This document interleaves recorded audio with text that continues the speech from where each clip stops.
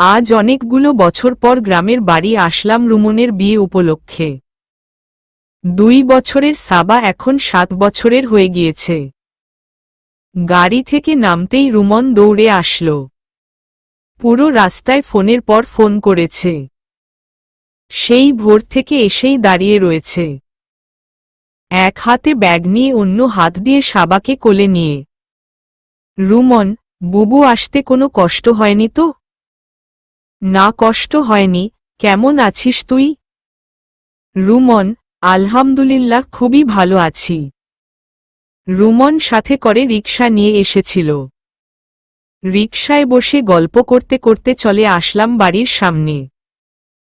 রিকশা থেকে নামতেই রুমন বাবা মা বলে ডাকতে ডাকতে সাবাকে কোলে নিয়ে বাড়ির ভিতর ঢুকল। আমি রুমনের পিছু পিছু ভিতরে ঢুকলাম।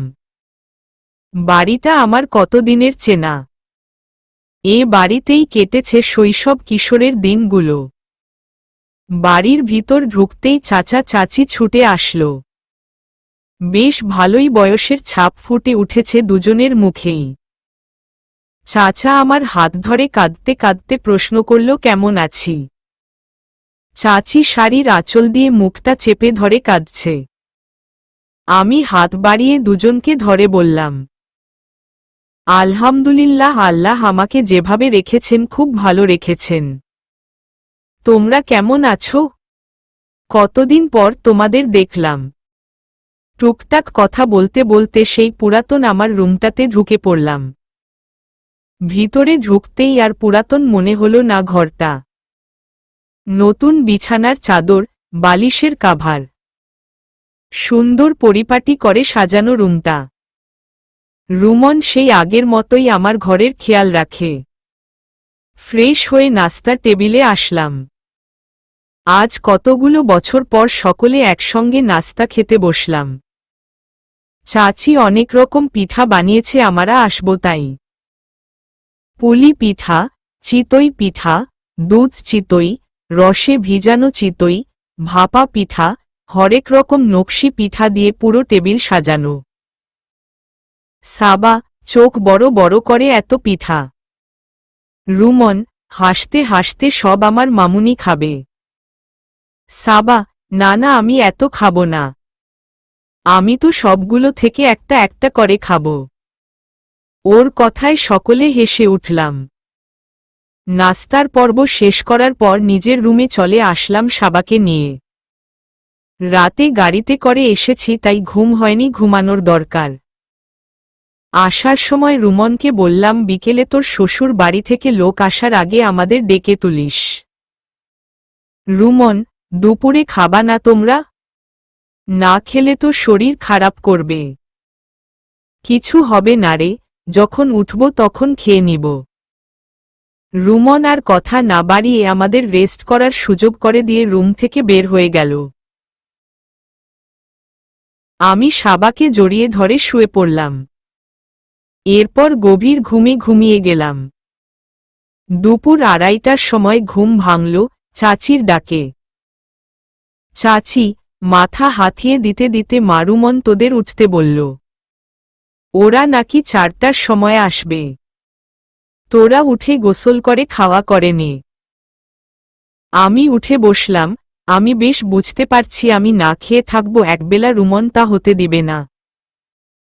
চাচিকে বললাম, তুমি যাও, আমি সাবাকে নিয়ে আসছি। চাচি ঘর ছেড়ে বের হতে আমি সাবাকে ডেকে তুললাম। মা মেয়ে জামা কাপড় নিয়ে গোসল করতে চলে গেলাম। ফ্রেশ হয়ে সবাই মিলে দুপুরের খাবার ভেয়ে নিলাম। 4:30টার দিক কনের বাড়ি থেকে লোকজন আসলো। উনাদের আপ্যায়ন আর গল্প করতে করতে সন্ধ্যা 6টা বেজে গেল। দুই পক্ষের মাঝে চূড়ান্ত সিদ্ধান্ত হল, আগামীকাল বর কনে দুজনেরই গায়ে হলুদ দেয়া হবে সন্ধ্যার পরপর। এরপর কনে পক্ষের লোকজন বিদায় নিয়ে চলে গেল। পরদিন নাস্তার পর আমি রুমনকে বললাম আমার সাথে পাশের গ্রামে, মানে আমার শ্বশুর বাড়িতে যাবার জন্য। রুমন, কি করবা বুবু ওইখানে যেয়ে? যেখানে কেউ নেই। কেউ নেই তাতে কি, ওইখানে আমার অনেক অনেক স্মৃতি জমা রয়েছে। রুমন আমি আর সাবা রওনা হলাম আমার শ্বশুর বাড়ির উদ্দেশ্যে। বাড়ির চাবি রুমনের কাছে।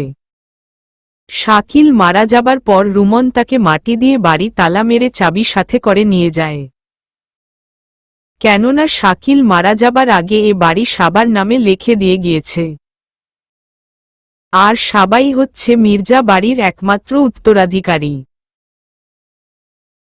আমাদের বাড়ির ভিতর ঢুকতে দেখে আশেপাশের অনেকেই আমাদের দেখার জন্য ছুটে আসল। প্রতিবেশীরা আমাকে বলল কোথাও না যেয়ে থেকে যাবার জন্য। যে সম্পত্তি রয়েছে তা আমি আর সাবা সারা জীবনেও শেষ করতে পারব না। আমি তাদের বললাম সম্পত্তির লোভ আমার কোনো দিনই ছিল না, থাকলে আমি এখান থেকে কখনোই যেতাম না।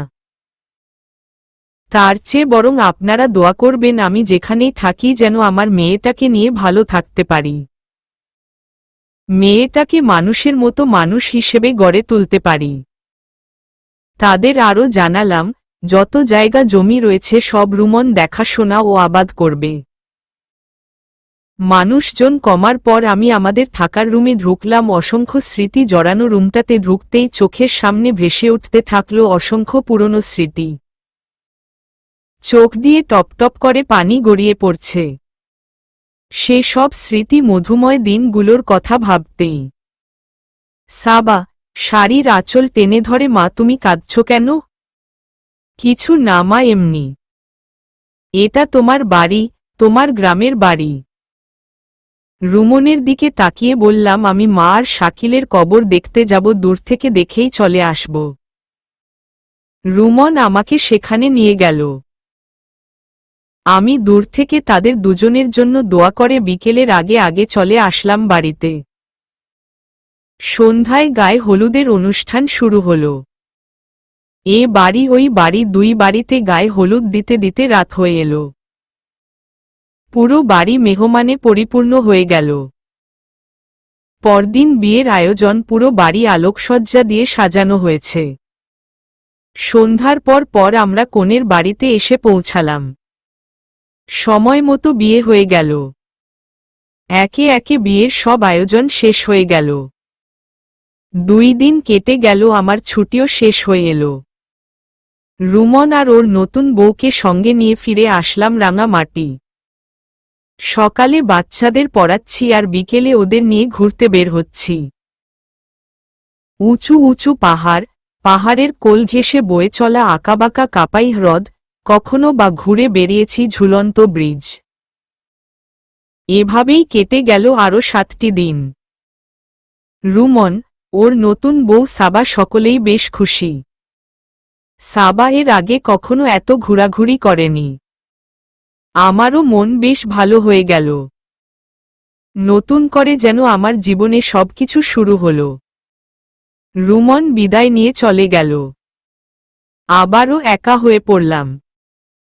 সকালে স্কুল করে বাড়ির টুকটাক যে সকল কাজ থেকে সব শেষ করে সাবাকে নিয়ে ঘুরতে বের হয়ে পড়ি। যখন যেখানে মন চায়। রাতে ফিরে এসে সাবাকে পড়াতে বসাই। আর যখন মন খুব খারাপ থাকে তখন বের করি স্যারের লেখা ডায়েরিটা। স্যারের কথা, মায়ের কথা অনেক মনে পড়ে।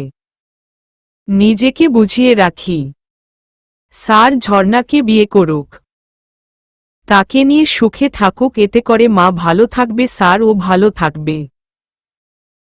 দিনগুলো কেটে যাচ্ছে বেশ ভালোই, খারাপ বলা যাবে না। দেখতে দেখতে 5টি বছর কেটে গেল। সাবাকে 6ষ্ঠ শ্রেণীতে ভর্তি করাতে হবে। রুমনকে ফোনে বললাম আমি চাই ও ভালো স্কুলে লেখাপড়া করুক, অনেক বড় হোক। তার জন্য যদি ওকে দূরে কোথাও রেখে পড়াতে হয় তবে তাই করব। রুমন প্রথমে ওর কাছে রেখে পড়াতে বলল। আমি মানা করলাম। বললাম ওকে একা একা লড়াই করতে শিখতে হবে। রুমন বলল তাহলে ও ঢাকায় কোনো ভালো স্কুলে যেয়ে কথা বলবে, যেখানে লেখাপড়ার পাশাপাশি ভালো থাকার পরিবেশ থাকবে। রুমন ভালো একটা স্কুলের খোঁজ জানালো। আমি সাবাকে নিয়ে গেলাম, সেখানে ভর্তি করিয়ে দিলাম। সাবা অনেক কান্নাকাটি করল, সে একা থাকবে না। আমি অনেক বুঝিয়ে রেখে আসলাম তাকে। হৃদয়টা ফেটে যাচ্ছিল। আমিই বা কি করে একা থাকব তাকে ছেড়ে। তবুও নিজেকে, নিজের মনকে পাথরের মতো শক্ত বানিয়ে তাকে রেখে চলে আসলাম রাঙামাটিতে। আমার ছোট বাড়িটা একদম নীরবতায় ভরে গেল। চারিদিকে শূন্যতার হাহাকার। প্রতিটা মুহূর্তে যেন দম বন্ধ হয়ে আসছিল আমার। কষ্টের মুহূর্তের দিনগুলো যেন কাটতে চাচ্ছিল না। রুমনকে জানানোর পর ও স্ত্রীকে আর ছোট ছেলেটাকে নিয়ে বেড়াতে চলে আসলো আমার এখানে।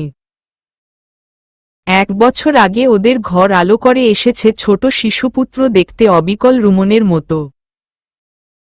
ওরা আশায় পুরো বাড়িটা আবার আনন্দে ভরে উঠল। মন আবার ভালো হয়ে গেল। রুমন আর ওর স্ত্রী আমাকে ভরসা দিয়ে চলেছে, যা হবে ভালোই হবে, মন খারাপ করো না। দেখবে একদিন সাবা আমাদের সকলের মুখ উজ্জ্বল করবে।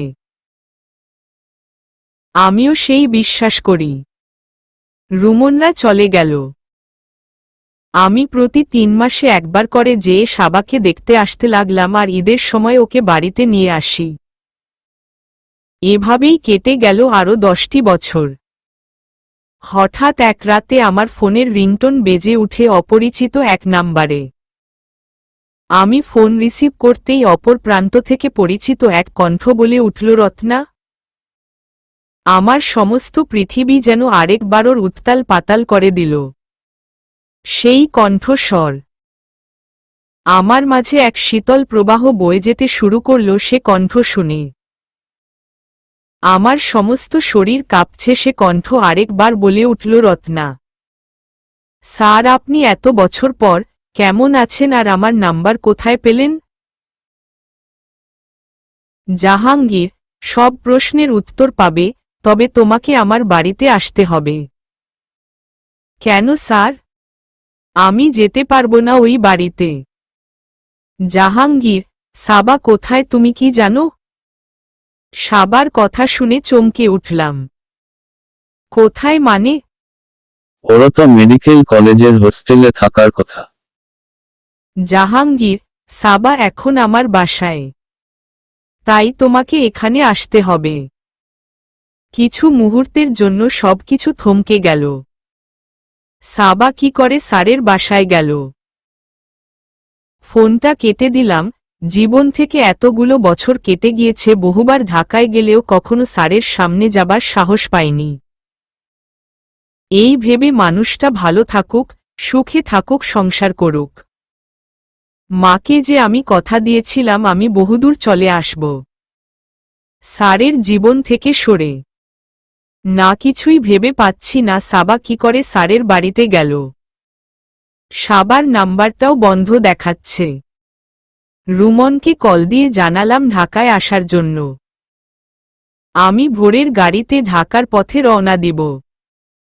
সারাটা রাত নানান চিন্তায় কেটে গেল, ঘুমোতে পারলাম না। এই মানুষটার সামনে আমি কি করে যেয়ে দাঁড়াব? এতগুলো বছর কেটে গেছে অথচ মানুষটার কণ্ঠের একটুও পরিবর্তন হয়নি। নিশ্চয়ই ঝর্ণার সাথে বিয়ের পর উনার ছেলে মেয়ে হয়েছে, তারাও অনেক বড় বড় হয়ে গিয়েছে। নানান রকম চিন্তায় পুরো রাত আর ঘুম আসল না। ফজরের নামাজ আদায় করে 1 কাপ চা বানিয়ে খেয়ে রওনা হয়ে গেলাম ঢাকার উদ্দেশ্যে। গাড়িতে উঠে বসতেই আবারও স্যারের কল আসল। স্যার জানালো ভয়ের কোনো কারণ নেই, সাবা ভালো আছে। রুমনকে কল করে জানিয়ে দিলাম 3টার দিকে বাস স্ট্যান্ডে চলে আসার জন্য। সারাদিন শুধু পানি ছাড়া আর কিছুই খাওয়া হয়নি। বাস থেকে নামার পর রুমনকে সাথে নিয়ে রওনা হলাম স্যারের বাড়ির উদ্দেশ্যে।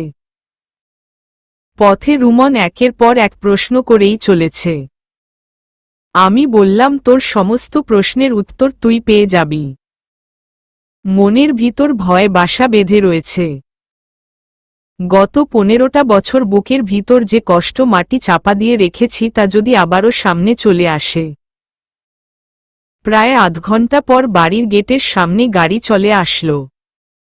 হর্ন বাজাতেই দারোয়ান দরজা খুলে বের হয়ে আসলো। স্যারের নাম বলতেই দরজা খুলে দিল। হয়তো স্যার আগে থেকেই বলে রেখেছে। আমি গাড়ি থেকে নেমে হেঁটে হেঁটে ভিতরে ঢুকলাম আর জাহাঙ্গীরকে বললাম গাড়ি ভিতরে ঢুকিয়ে দিতে। বাড়ির ভিতর পা ফেলতেই একটা প্রশান্তির হাওয়া বয়ে গেল সমস্ত শরীরে। এই বাড়ির প্রতিটা স্তর আমার পরিচিত। দীর্ঘ 5টি বছর এ বাড়িতে কাটিয়েছি। ছোট ফুলের বাগানটি ঠিক আগেরই মতো আছে, শুধু মাঝে একটা দোলনা লাগানো হয়েছে, হয়তো স্যারের সন্তানদের জন্য। সবকিছু ঘুরে ফিরে দেখছি, চোখ বেয়ে কেন জানি পানি পড়ছে। এমন সময় রুমন। রুমন, বুবু, আমি কিন্তু কিছুই বুঝতেছি না, কোথায় এলাম, কার বাড়ি, আর কেনই বা এলাম। অন্যদিকে ঘুরেছিলাম, শাড়ির আঁচল দিয়ে চোখের পানি মুছে রুমনের দিকে ঘুরে তাকালাম। মুখে হাসি ফুটিয়ে রুমনকে বললাম, তোর মনে আসে তোকে বলেছিলাম ঢাকায় আমি একটি বাড়িতে আশ্রিতা ছিলাম। যারা আমাকে সাবাকে নিজের পরিবারের মতো দেখেছিল। এটা সেই বাড়ি। আমার কথা শুনে রুমন বলে উঠল, বলিস কি, হঠাৎ এতদিন পর কেন এ বাড়িতে? বাড়ির ভিতরে চল, সব জানতে পারবি, বলে দরজায় দাঁড়িয়ে কলিং বেল দিলাম। সম্ভবত কাজের বুয়া রেখেছেন, একটু বয়স্ক করে উনি এসে দরজা খুলে দিল। আমি ভিতরে ঢুকে স্যারের কথা জানতে চাইলে উনি বসতে বলল আর জানালো স্যার উপরে রয়েছে। ঘরের দেয়ালের রং থেকে শুরু করে সবকিছুই আগের মতোই আছে, এই 15 বছরে কোনো কিছুর পরিবর্তন হয়নি। হঠাৎ দুতলার সিঁড়ি ধরে স্যারকে নামতে দেখে আমি দাঁড়িয়ে গেলাম। সবকিছু আগেরই মতো থাকলেও এই মানুষটা আগের মতো নেই। চুল সাদা হতে শুরু করেছে, আগের চেয়ে বেশ খানিকটা মোটা হয়েছে, তবে চোখ দুটো সেই আগের মতোই মায়াময়ী রয়েছে। আমি যেন সে চোখে তাকিয়ে থাকতে পারছিলাম না। বাধ্য হয়ে মাথা নিচু করে নিলাম। স্যার নিচে নেমে আসল। জাহাঙ্গীর, কেমন আছো রত্না? আলহামদুলিল্লাহ ভালো আছি স্যার, আপনি কেমন আছেন? মা আর ভাবি বাচ্চারা কোথায়? জাহাঙ্গীর একটু হেসে নিয়ে, আলহামদুলিল্লাহ আমিও ভালো আছি।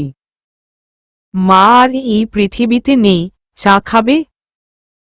মা নেই শুনে মনটা খারাপ হয়ে গেল, চোখ বেয়ে দুফোঁটা পানি গড়িয়ে পড়ল। দ্রুত চোখ মুছে নিয়ে উঠে দাঁড়ালাম। রুমনকে বললাম বসে থাকার জন্য। আমি হাঁটা শুরু করলাম কিচেন রুমের দিকে। কেন জানি অন্য কারো হাতের চা খেতে ইচ্ছে করল না, কিংবা এতগুলো বছর পর স্যারকে চা করে খাওয়ানোর সুযোগটাই হাতছাড়া করতে চাইলাম না। কিছু সময় পর চা নাস্তা নিয়ে চলে আসলাম। ততক্ষণে রুমন আর স্যার নিজেদের ভিতর পরিচয় পর্ব সেরে নিয়েছে। চা খেতে খেতে স্যারকে প্রশ্ন করলাম, সাবা কোথায়? জাহাঙ্গীর, এখন ভালো আছে, ঘুমাচ্ছে। স্যার, ভাবি বাচ্চারা কাউকে দেখতে পাচ্ছি না। উনারা কোথায়? জাহাঙ্গীর, রত্নার চোখের দিকে তাকিয়ে, আমি বিয়ে করিনি রত্না। তুমি চলে যাবার পর আমি তোমাকে অনেক খুঁজেছি, পুরো শহর দিনের পর দিন খুঁজেছি। এক থানা থেকে আরেক থানা, হসপিটাল, এমন কোনো জায়গা নেই তোমাকে খুঁজিনি। কিন্তু কোথাও তোমাকে খুঁজে পাইনি। একটা সময় মা বুঝতে পারে আমার জীবনে তুমি ছাড়া আর অন্য কোনো মেয়ে আসতে পারবে না। তাই মা ও হাল ছেড়ে দিয়ে এদিক সেদিকে তোমাকে খুঁজতে থাকে। সেও বুঝতে পারে তোমাকে চলে যেতে বলে ভুল করেছে। ঝর্ণার তবে কি হলো? জাহাঙ্গীর স্বামী সন্তান নিয়ে ভালোই আছে। লন্ডনে থাকে পুরো পরিবার নিয়ে। একটা সময় ঝর্ণা বুঝতে পারে আমি আসলে কখনোই তার হব না। মেয়ে মানুষ কতদিন অপেক্ষা করবে? মা খালামনিকে বুঝিয়ে বলে সব কিছু। তারপর আর কি ভালো ছেলে দেখে ওর বিয়ে দিয়ে দেয়া হয়েছে। এখন ভালোই সুখে আছে। আপনার বিয়ে করে নেওয়া উচিত ছিল স্যার।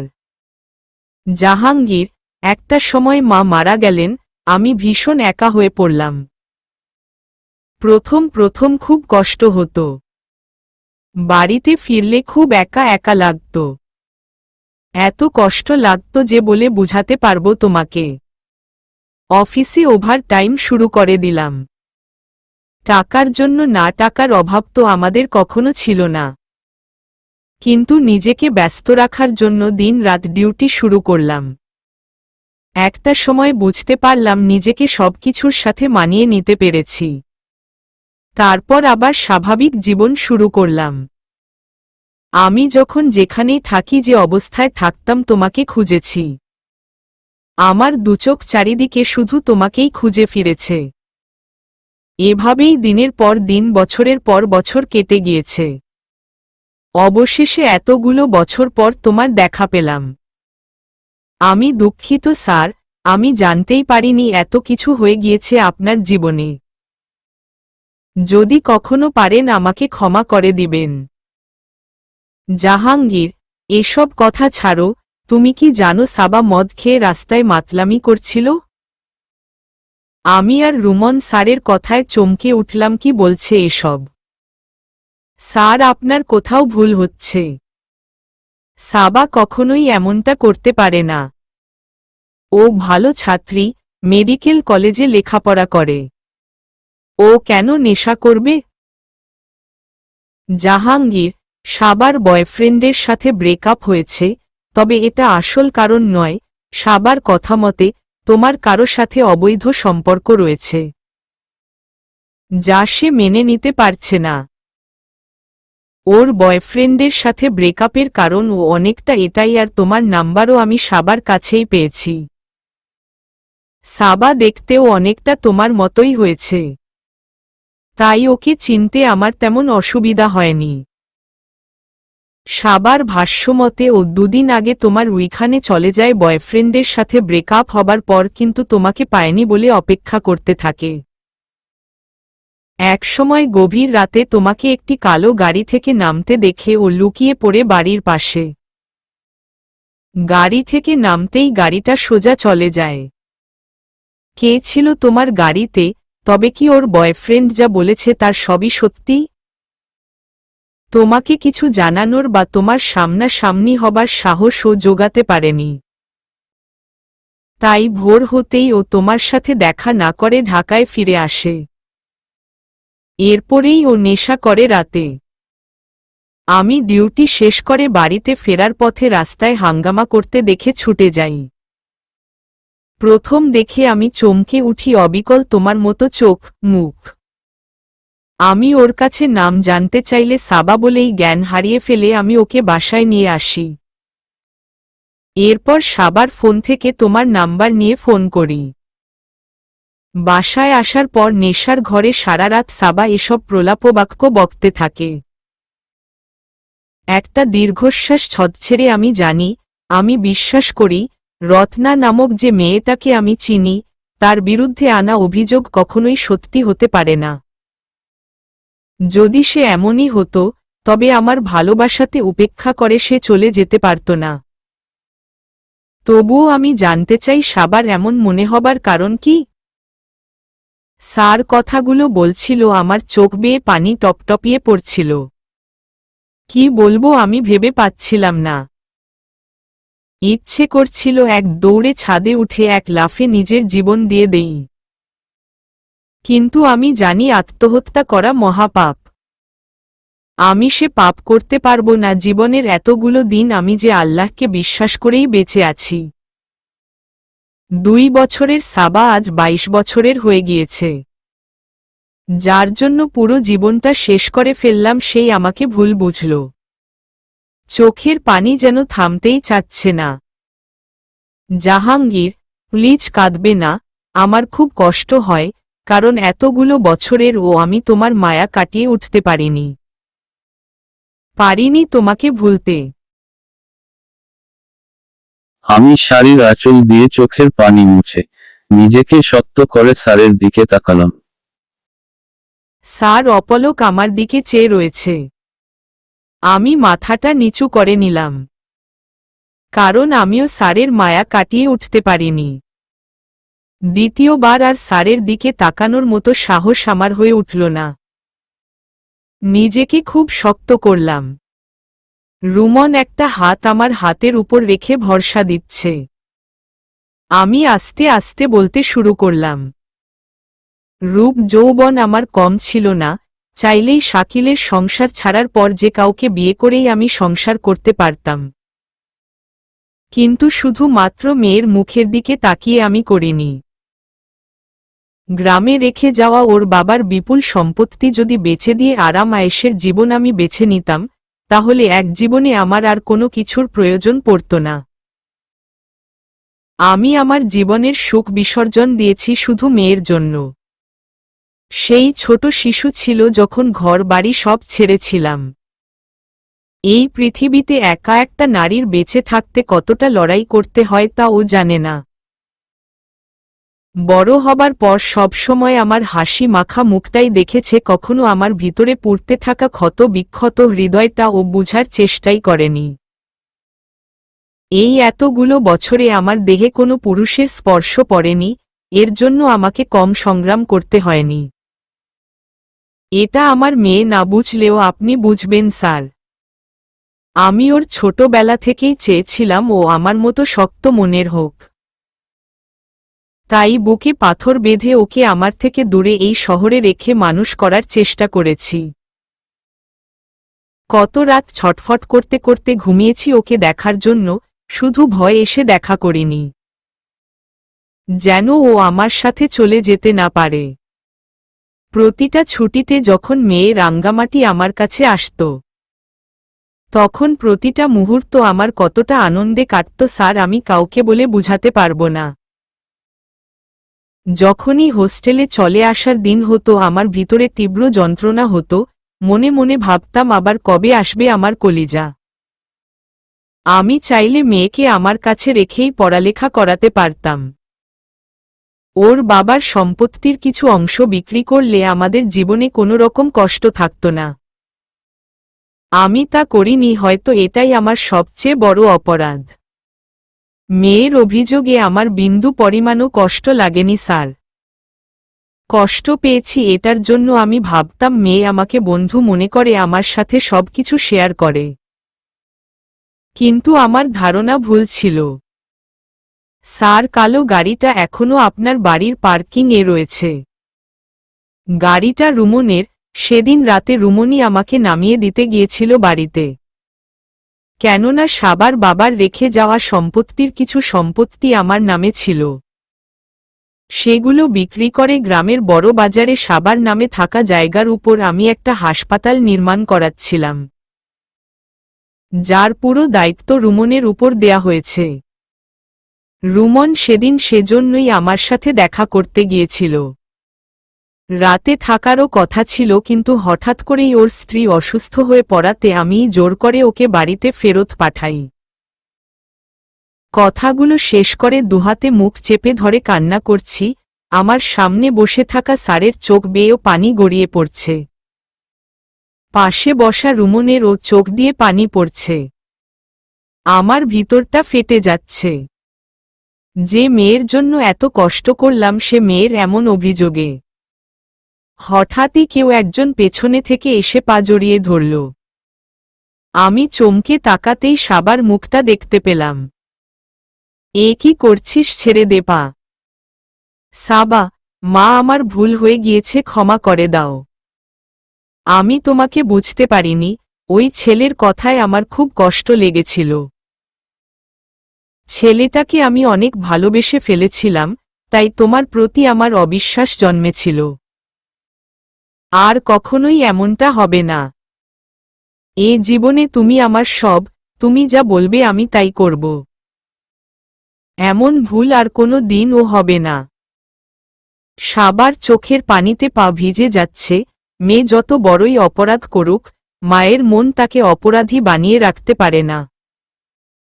রত্নাও পারল না, মেয়েকে তুলে নিয়ে বুকের সাথে লাগিয়ে নিল। মুহূর্তেই যেন পরম শান্তি ফিরে আসলো রত্নার বুকে। মনে হচ্ছে এত দিনের ত্যাগ কষ্ট সব আজ সফল হয়েছে।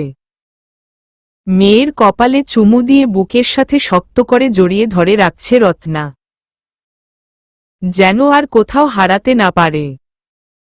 স্যার আর রুমনও নিজেদের চোখের পানি মুছে নিল মা আর মেয়ের পূর্ণমিল নিতে। পুরো বাড়িটাই আজ বহুদিন পর যেন কোনো আনন্দের কারণ খুঁজে পেল। জাহাঙ্গীর বলে উঠল, আজ খুব আনন্দ হবে, পায়েস হবে, পোলাও হবে। কথাটা বলেই আবার চুপ হয়ে গেল। কেননা মা মারা যাবার পর এ বাড়িতে কখনোই এগুলো রান্না হয়নি। অবশ্যই হবে স্যার, আপনার জন্যই আমার মেয়েটা সুস্থ আছে, ভালো আছে। আপনার প্রতি চিরকৃতজ্ঞ হয়ে থাকব আমি। আর আমি জানি এ খাবারগুলো আপনার খুব প্রিয়। আপনারা বসুন, আমি সব তৈরি করে দিচ্ছি। জাহাঙ্গীর, না মানে বলছিলাম, পোলাওর চাউল, গোশত, দুধ এসব কিনে নিয়ে আসতে হবে। রুমন, হেসে দিয়ে আপনারা গল্প করুন, আমি নিয়ে আসছি বলে রুমন বাজারের উদ্দেশ্যে বের হয়ে গেল। সাবাও চায়ের মগ হাতে নিয়ে ছাদে উঠে গেল। সোফায় সামনাসামনি আমি আর স্যার বসে রয়েছে। মানুষটার উপর দিয়ে আমার চাইতেও অনেক ঝড় বয়ে গিয়েছে তা আমি বুঝতে পারছি, কিন্তু আমার যে কিছুই করার ছিল না। জাহাঙ্গীর, কোথায় হারালে রত্না? স্যারের এমন প্রশ্নে চমকে উঠে, কোথাও না স্যার। জাহাঙ্গীর, এতগুলো বছরে আমাকে মনে পড়েনি কখনো? মনে পড়বে না কেন?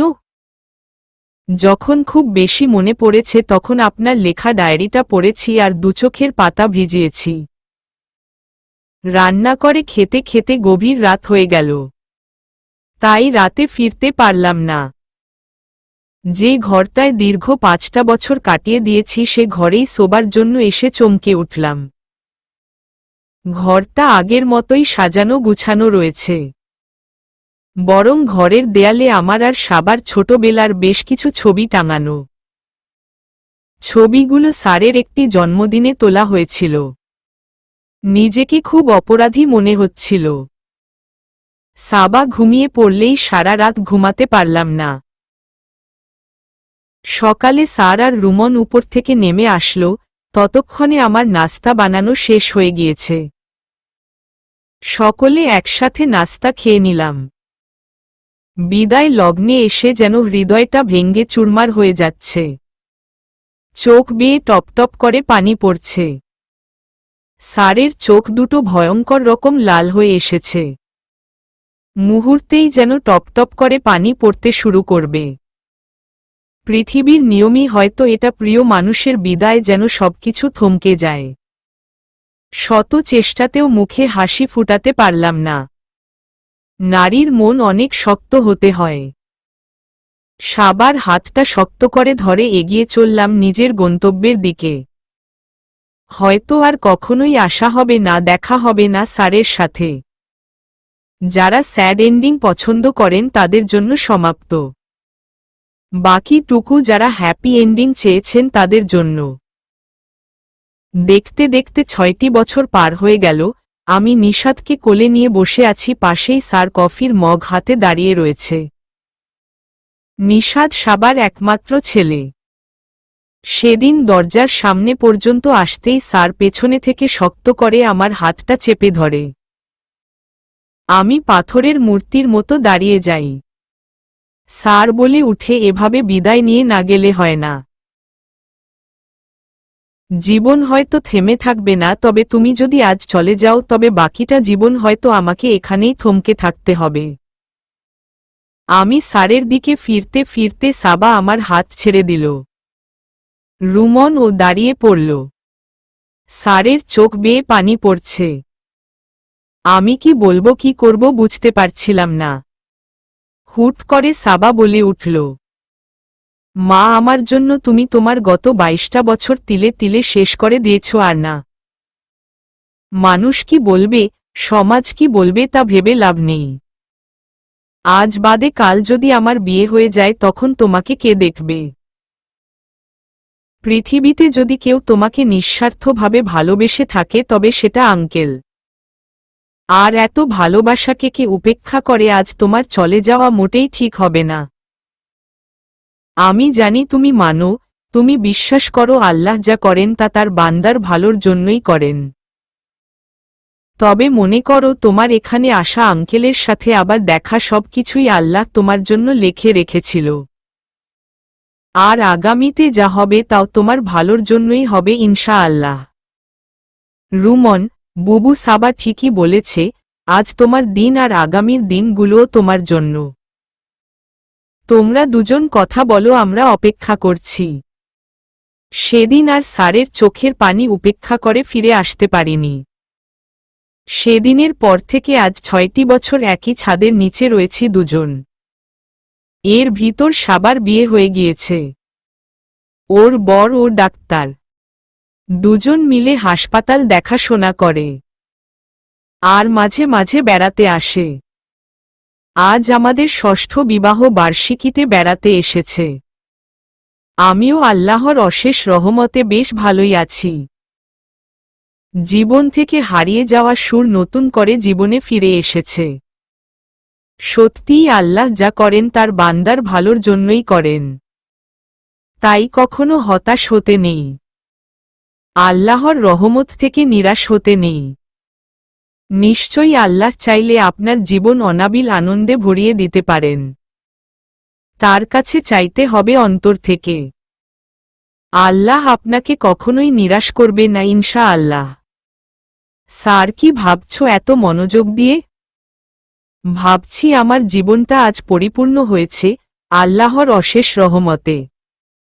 স্যার, নিশ্চয়ই আল্লাহ তাআলা সবচেয়ে উত্তম পরিকল্পনাকারী। আল আনফাল 30 সমাপ্ত।